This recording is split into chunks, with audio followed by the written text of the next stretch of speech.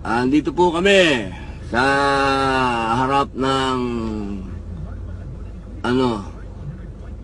Senado ng Bansang Pilipinas. At dito po sa loob nito ay nagtatago ang isang senador na mismong hindi ho sumusunod sa batas. Aba, pagka lumabas ang warrant at hindi ka sumama sa huhuli sa'yo, eh pambihira ka talaga, di ba? Anong pinaglalaban mo? Alam mo kami mga ordinaryong tao, kapag may kaso, wala kaming magawa.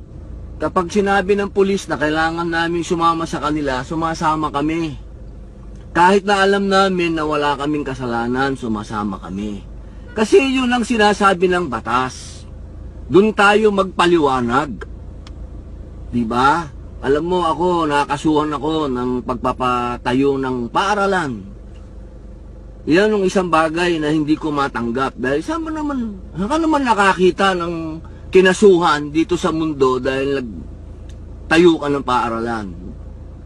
Nasa akin lahat ang dahilan para hindi ko pansinin yun, magmatigas ako. Pero hindi ako nagtago sa Senado. Hindi ako nagsumbong sa inyo. Ang ginawa ko, hinayaan na kung makasuhan ako, hinarap ko yung kaso ko. Kasi yun ang sinasabi ng batas. Kailangan sumunod tayo sa batas. Kahit na ano pang sabihin natin, kahit na butas siyang batas na yan, susunod tayo sa batas. Kasi kayo naman ng mahilig dyan magbutas ng batas eh.